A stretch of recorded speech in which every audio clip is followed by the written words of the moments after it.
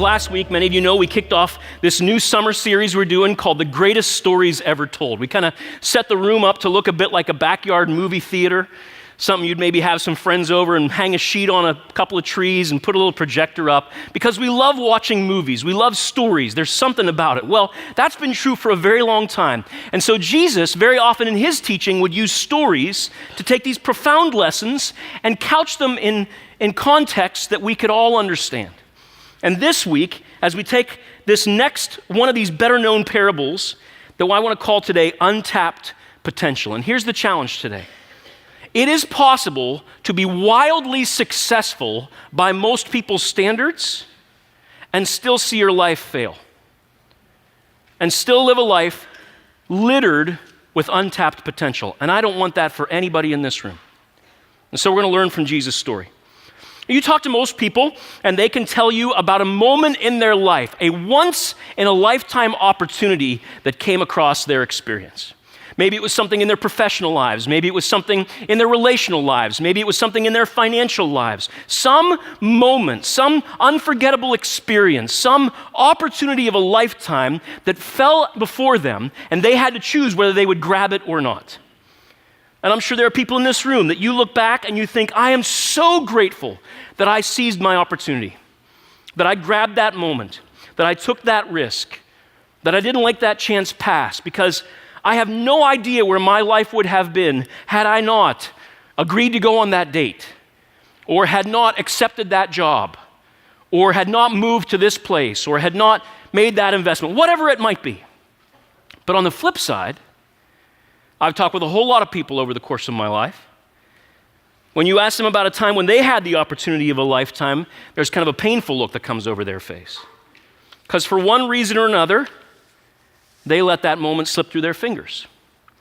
And they still regret it to this day. Some of you can think of it in this moment probably. I know people who have deep regrets that they passed on some opportunity or missed their chance. I do not want that for anyone in this room.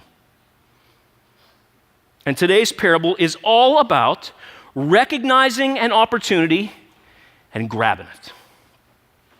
It's found in Matthew chapter 25, starting in verse 14. It's a well-known parable. You'll recognize it once we start to read it. Matthew chapter 25, starting in verse 14. And let me just say, for those of you who don't have a Bible, that didn't bring one along with you today or don't have one on your phone, please, after service, meet me over here in the corner. I would love to give you a Bible, help you see how to begin reading it, and help you actually begin to dig into some of this stuff for yourself, because there's nothing like that. In your physical life, if you only ate once a week, you would starve. In your spiritual life, you only eat once a week, you won't do much better, all right? So we want to help you learn day to day how to walk in a relationship and learn to feed spiritually, if you will. So we'd love to help you with that. Stop by and see me right after the service. We give out half dozen of those every week, and it makes my week. So please come down. Anyway, this is kind of a long passage and rather well known, but I'm going to read through it because I want to hear straight from Jesus' mouth this story that can rock our worlds. So it's in Matthew 25, verse 14 and following. You just follow along on the screen or in your text. Here it says, again, Jesus says, it will be like a man going on a journey who called his servants and entrusted his wealth to them. To one he gave 5 bags of gold. Some translations say talents. To another 2 bags, and to another 1 bag, each according to his ability. Then he went on his journey. The man who had received 5 bags of gold went at once and put his money to work and gained 5 bags more. So also the one with 2 bags of gold gained 2 more.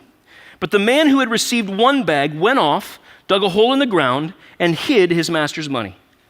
After a long time, the master of those servants returned and settled accounts with them. The man who had received 5 bags of gold brought the other 5. Master, he said, you entrusted me with 5 bags of gold. See, I've gained 5 more. His master replied, well done, good and faithful servant. You have been faithful with a few things. I will put you in charge of many things. Come and share your master's happiness. The man with 2 bags of gold also came. Master, he said, you entrusted me with 2 bags of gold. See, I've gained 2 more. His master replied, well done, good and faithful servant. You have been faithful with a few things. I will put you in charge of many things. Come and share in your master's happiness. Then verse 24. Then the man who had received 1 bag of gold came. Master, he said, I know that you are a hard man, harvesting where you had not sown and gathering where you did not scatter seed. So I was afraid, and went out and hid your gold in the ground. See, here is what belongs to you." His master replied, "You wicked, lazy servant. So you knew that I harvest where I have not sown and gather where I have not scattered seed. Well, then you should have put my money on deposit with the bankers, so that when I returned, I would have received it back with interest. So take the bag of gold from him and give it to the one who has 10 bags. Whoever has will be given more, and they will have an abundance. Whoever does not have, even what they have will be taken from them. And throw that worthless servant outside into the darkness, where there will be weeping and gnashing of teeth." Whew! That's kind of a heavy one, right? This isn't like love and peace hippie Jesus like sometimes people paint, right? You actually start to read what he said. You see, he says some pretty challenging stuff. This is certainly a great example of that. It's one of the best known stories in all the Bible. It's typically known as the parable of the talents. You've probably heard that language before. Because those bags of gold that we read about in the version, the translation that I just read, that's the translator's attempt to kind of communicate exactly what a talent is. Because it's sometimes hard to translate this stuff in a way that helps us understand what this would have meant for those original hearers. The point here that I want us to catch is that Jesus is talking about vast sums of money, huge windfalls of cash. To give you some perspective, a talent was a weight measure. It was approximately 10 to 15 times a person's annual salary. All right? So we're talking about a chunk of change here. So if you imagine in your mind whatever you and your household make a year, multiply that times 10 to 15 times, okay? That's roughly a talent. So we're talking about huge amounts of money. And you will not get the point of this story unless you understand that it starts for each of these servants with the opportunity of a lifetime. This is unbelievable. You'll remember last week when we kicked this off, we gave a very simple definition of what a parable is. You remember what it was? It's a little story that teaches a big idea. Just log that away. It's a little story that teaches a big idea. And often, the big idea has something to do with helping us understand God and the things that he cares about, his priorities, how he operates. Sometimes these parables can be a little challenging to understand. And so one of the keys to unlocking them is to begin by asking, what do the different characters in the story represent? For instance, where do we see God? What character does he represented by in the story? Last week, you'll remember, the story we looked at was that of a man throwing a massive party, huge feast and celebration. And the host, remember, didn't want anyone to miss out on it in that story. Of course, the host of the party in that parable was God himself. And we learned that God throws awesome parties. And the story taught us that he has thrown open the opportunity to attend his party, not based on who we are, how good we are, any of those things, based on one thing, whether or not we accept our invitation and come to him. Now, this parable is teaching us something else about God. And it seems pretty clear in this one, isn't it? Who represents God? Look at verse 14. It says again, "It will be like a man going on a journey who called his servants and entrusted his wealth to them." God in this story is the wealthy master. And there are three things, three truths about this master that I think we discover in the story that help us understand a little bit more about God. And I want to, in the time that we have, kind of walk through these three attributes. The first one is this, and it's very good news that we all are happy to hear. This God, he is the Lord of the gift. He loves to give gifts. He is an amazingly generous God. And in this story, these servants are given the opportunity of a lifetime. I mean, again, remember the amount of money we're talking about here. This is a staggering offer of generosity on the part of the owner. And the question is, the real hinge of this story is this: what will these servants do with this opportunity of a lifetime? They didn't ask for these gifts, they simply were given to them. And ultimately, it doesn't really belong to them, it's simply been entrusted to them by someone else.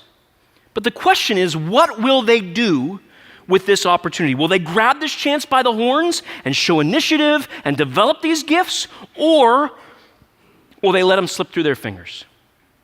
Well, look what the first guy does. Verse 16. You remember from when we read it. The man who received 5 bags of gold went at once, it says, and put his money to work and gained 5 bags more. At once, he said, well, of course he did. Jesus' hearers would have totally been like, well, of course he would have jumped on that opportunity for fear that maybe the master would have changed his mind. I mean, these kinds of chances do not come along very often. You got to grab those opportunities when they come. It'd be insane to let anything keep him away from the chance of a lifetime. And in the same way, God's offered us the chance of a lifetime. It's this opportunity, no matter who we are, no matter what we've been, no matter what dirt we have under our fingernails, what regrets we carry through life, whatever opportunities we either missed or seized, we have the opportunity to have a new beginning because of Jesus. We have the opportunity through his gift of his life to experience a new life, free from the regrets of the past, fueled by a great hope for the future. This is the good news. But he's done more than just give us a chance at new life. He's invited us to join him on an adventure, to begin to see the things that are in our lives as generous gifts that have been entrusted to us that we have the chance to use for something bigger than ourselves. That's why we wanted to talk about this on the weekend. We honored volunteers because so many people around here serve and give like they do, not because they've got so much spare time on their hands or so much extra money they don't know what to do with, but because they've discovered there's nothing sweeter than taking their time and their resources and their abilities and their energies and investing it in something greater than their own little lives. They recognize a great opportunity when they see it. This is the chance to be part of a new adventure, a new experience of joy, part of a cause, a movement bigger than ourselves. God has put gifts in you, not in the person behind you, not in the person next to you, into you. And part of why we receive these gifts is for our enjoyment. There's nothing wrong with that. But there's more to it than that. He put them there so you can use them to be part of something bigger, to make a difference in other people's lives, to be part of his cause, his mission, to invite ordinary human beings to experience this new life, a life of purpose and joy, of significance and meaning, free from the regrets of the past and driven by a great, profound hope for the future. And there are lots of people around here who've grabbed that opportunity, and we honor you today. I mean, they saw the chance of a lifetime, and like the guy with 5 bags of gold, they grabbed it right away. But what about you? Because here's the challenge. This is your day.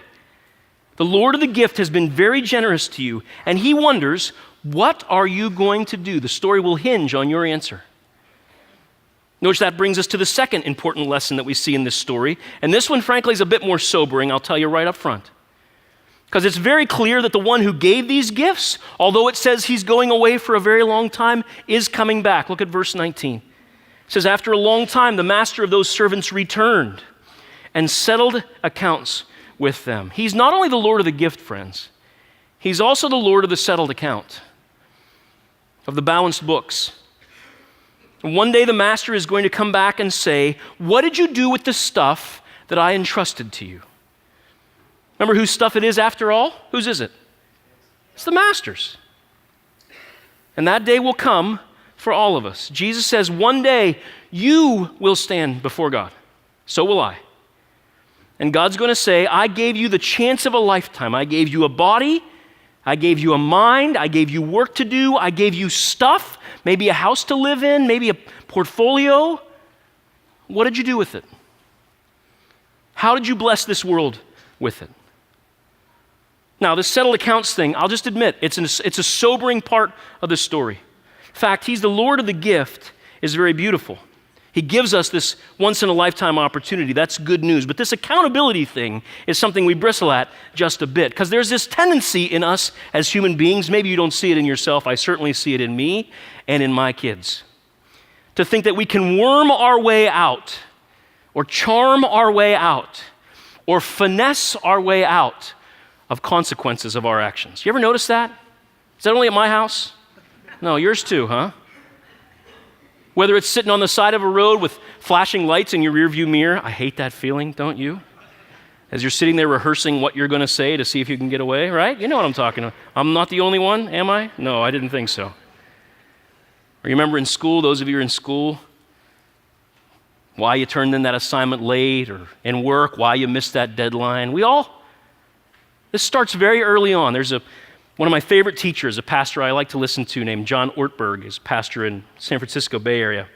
He's talking about this once, a long time ago I heard him, and he told a story about a time when his kids were growing up. His 7-year-old son was just having one of those really rough nights. Those of you who are parents, you either know or remember those tough nights when a youngster's having a hard time. And they were sitting down for dinner, but their son would not settle down. He was acting up, and he warned him, the dad warned him, that if he didn't settle down, there was going to be very serious consequences that were going to have to do with the availability of Mr. Nintendo in his day, right? So PlayStation or Xbox, whatever. But the kid didn't settle down, and so what resulted was this huge spill. It just all over the table. It was an absolute mess. And so he'd been warned. And Ortberg said to his kid, he said, okay, you know the consequences. And he tells this as a true story. He said, his son pulled out a $1 bill from his pocket, reached over toward him and said, maybe Mr. Washington can change your mind, he said. As a 7-year-old kid, right? It's foreshadowing of dangerous things to come is what that is right there, right? Well, here's what this story tells us. Jesus says, there is one before whom we will all stand, and he really will ask to settle accounts for everything he gave us. Everything you got. And we will not be able to finesse our way out of that conversation. And Mr. Washington will not change his mind, all right? The master comes back, and 2 of the servants have invested what their master gave them with courage and skill. And the 3rd one buried it. And so he tries to finesse his way out of trouble. Interesting to me, it's only the 1-talent guy who does this. Because this is kind of a unique parable. A lot of the other parables, as we study them through the summer, or if you've read them before, you'll see very quickly that often there are typically 2 kind of characters. There's one who does what's right, there's one who does what's wrong. Think of the story like the wise man who builds his house on the rock versus the foolish man who builds his house on sand. Both of them hear God's word. One chooses to respond, the other pretends it ignores it. Or the Pharisee, the religious muckety-muck who prayed with arrogance and pride, and the humble sinner tax collector who prayed brokenhearted and open before God. In this story, though, there are 3 characters interacting with this God character. How come? Well, I think it's clear. One of them gets 5 bags of gold. One of them gets 2 bags of gold. And both these guys receive precisely the same commendation from the master. The reason is Jesus wants to teach it is not about what you've been given. It has absolutely nothing to do with it. It's not about how visible your accomplishments for God may appear to be for anyone else. It's not about the size check you can write. It's not about how big your portfolio is. None of that stuff. Because comparison is so destructive, friends. And maybe what's going on in this story is that the guy with 1 bag of gold, he thinks, well, my 1 bag really doesn't count for that much compared to these other guys. Or maybe he's kind of mad, maybe a little jealous that for whatever reason he doesn't have as much as some other people do. But can I just be very direct with you? The only question God is going to ask you and me is, what did you do with what I gave you? Not what did you do with what I gave someone else, because I'm sure we have all kinds of plans for other people's stuff. What did you do with what I gave you? Verse 24.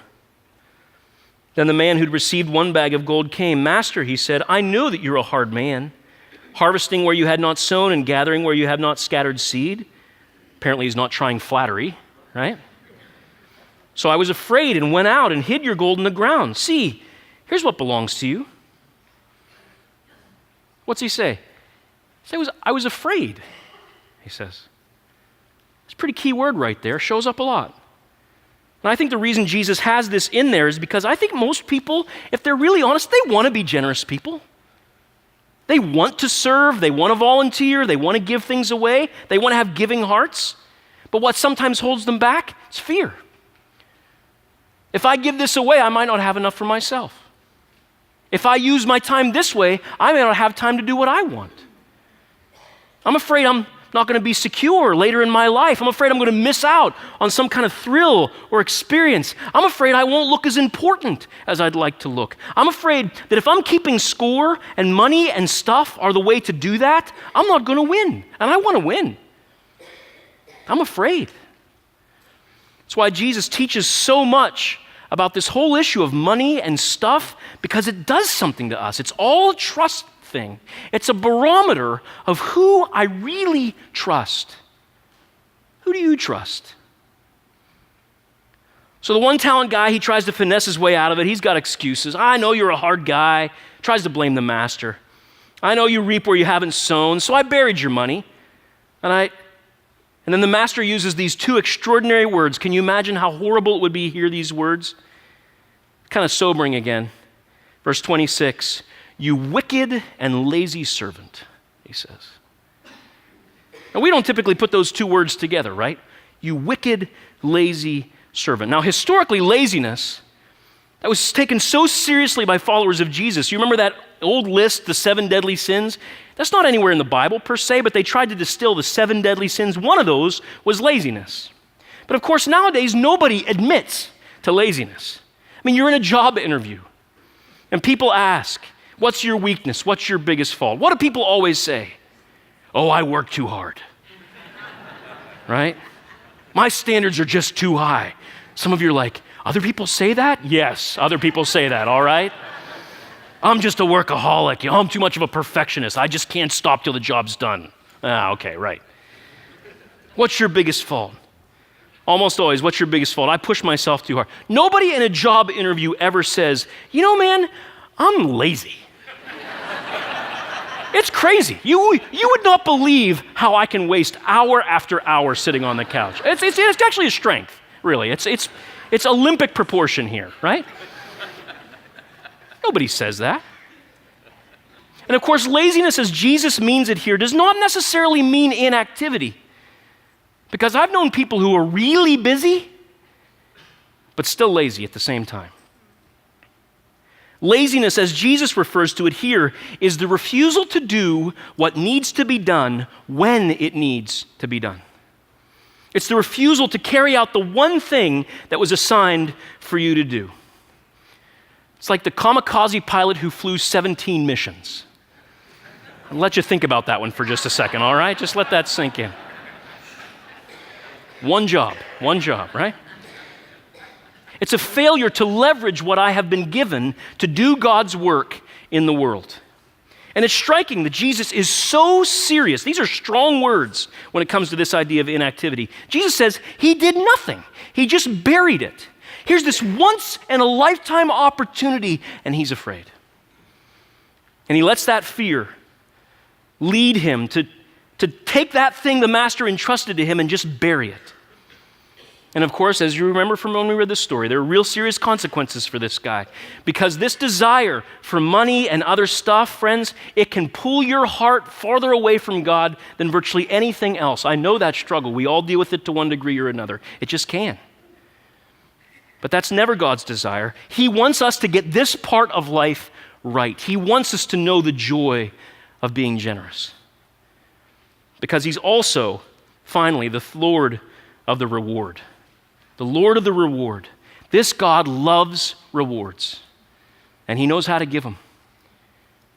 The Lord of the gift who gives us amazing opportunity, and the Lord of the settled account who will settle accounts one day, is also the Lord of the reward. And you remember, he calls the guy with 5 bags of gold in, and he says to the guy with 2 bags of gold, and he says, for example, in verse 21, well done, good and faithful servant, way to go. Can you imagine hearing those words from God? Man, you nailed it. That was a home run. Wow. And then look what he says next. And again, this would have really registered with his original hearers because of the amount of money here. For us, we sometimes miss it. But catch this. He says, you have been faithful with what? With a little. Few things. Few things? We're talking about hundreds of thousands, if not millions of dollars in our day, right? Multiple lifetime fortunes. Jesus says, the master says, you've been faithful with a little, a couple things. But now, I'm going to show you my generosity. Now I'll put you in charge of many things. You ain't seen nothing yet, he says. Your adventure's just getting started, because I'll tell you, friends, and many in this room can tell you too, if you trust God with your resources, with your time, with your abilities, with your finances, with all of that stuff, if you make your life a kind of adventure with God, the reward you get is unbelievable. The joy that comes from watching God use you meet a need in someone else's life is sweeter than any purchase you'll ever make. The reward that comes with knowing that you're part of something greater, that lives are being transformed because you served or you gave or you played a part, because you didn't bury the gift you had or keep it just for yourself, but instead you leveraged it and used it to make an impact in this world. I'll just tell you, nobody who gives deeply fails to become a more joyful person. It's a connection. You talk to many people who serve around here. We've got everybody in this place, from stay-at-home parents to college students to retirees, from school teachers to CEOs of major companies in town. You ask them why they do it, and they will tell you there is nothing like the sense of joy that comes from living for something bigger than yourself. When you recognize the gifts you've been given, your time, your abilities, your resources, they aren't just for your enjoyment. They're there to share. They're there to share. They're there to make a difference in the lives of other people. And you know what's on the other end of that? Friends, it's a joy that you will not get anywhere else. Amazon still doesn't carry it. Anybody else want a little more joy in their lives? Then I want to challenge you to be part of that. It doesn't matter if you're a super talented Jack or Jane of all trades, or if you're not even sure you have any talents at all. Because one thing I can tell you, there are no talent people in this story, notice. And there are no talent people in this room. The greatest form of untapped potential in this world, I believe, it's not that you don't use your gifts to be successful. You may be wildly successful. It's that you don't use what you have to make a difference. Either because you're too caught in your own life, or because you're so bought into this lie that says your self-worth is roughly equivalent to your net worth. So many people, fabulously successful in the eyes of the world, but at the end of the day, failure. Because they failed to use whatever they had to make a difference in the world around them. Friends, I dream, what could it look like if there was none of that untapped potential in this place? Because maybe that's you. I mean, maybe you sit here today feeling pretty good about yourself. You've been successful in the ways most people think of success. But it is possible to be successful and still never fulfill your potential. Why? Because it's possible to succeed at all the wrong things. You heard the old saying, right? Perhaps the most tragic thing of all is to spend your life climbing the ladder of success only to discover it's leaning against the wrong building. Climbing, but in ways at the end of it all that don't really matter. Don't waste your life on that. Your one and only life on that. Don't let any potential go untapped. Because when you lean that ladder up against God's building, when you're part of that work, when you're part of a cause bigger than yourselves, your gifts, your resources, your talents, I'll just tell you, watch what happens. Buckle up. Because the adventure he'll take you on defies description. And it will not only change the world around you, it'll change you too. In ways that will surprise you, but in ways that you'll be deeply glad it did. Yes, there are rewards in this life, and they're sweeter than anything else you could know. But of course, there's rewards in a life to come as well. And so I want to do two things very quickly. One is I want you to grab that little program that you got on the way in. You'll notice in there's a tear-off, like there is every week, but this one's kind of special. Just go ahead and pull it off now. And on one side is where you can put some of your information, but on the other side, is an opportunity for you to test drive some of this. to kind of experiment. Now, many of you are already serving in incredible ways, and I seriously hope you'll stop by the reception area. We really do want to say thanks. But I want to challenge you, if you're not, to just try it. And you're not marking a signing your life away. This is a one-time test drive kind of a deal.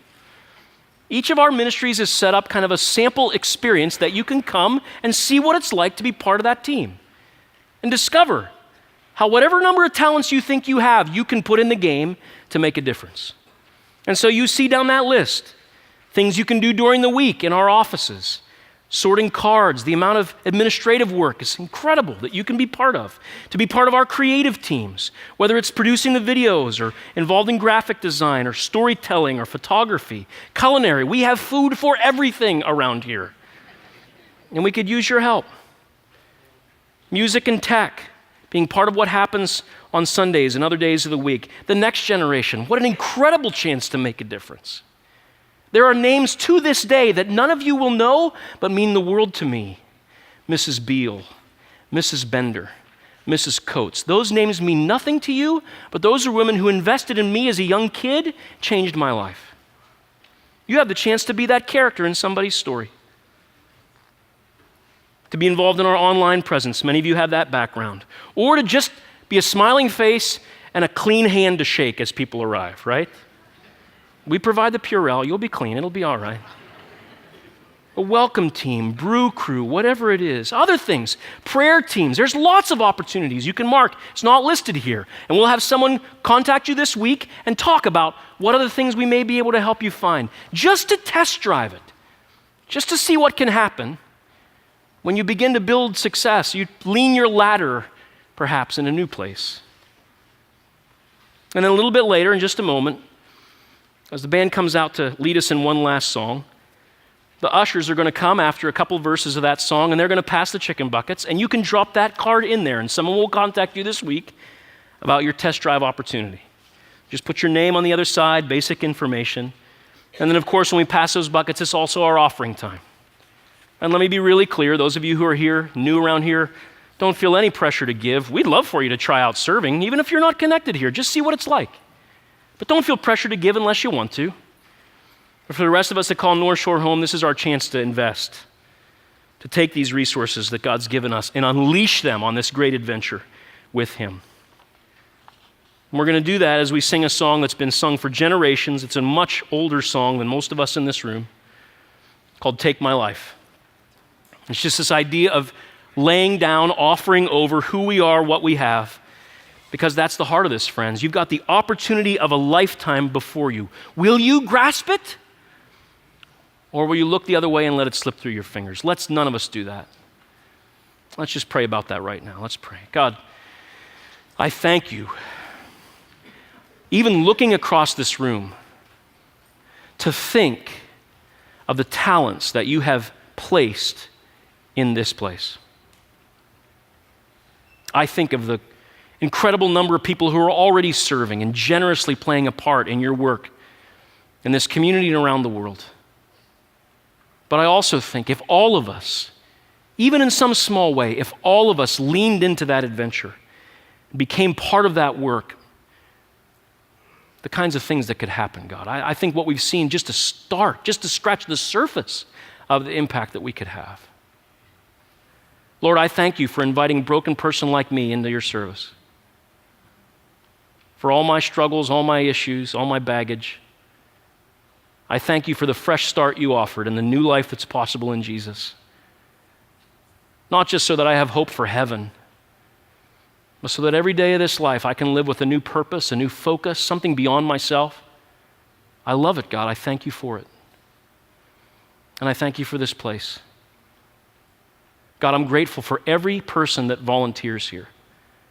And I pray, Father, you will richly reward them because you've given them gifts. And one day you will call them to account, but you are faithful to reward. So thank you for those rewards. We just simply offer ourselves to you, Lord. And in the lyrics of this song, I stand before you. I say, take my life.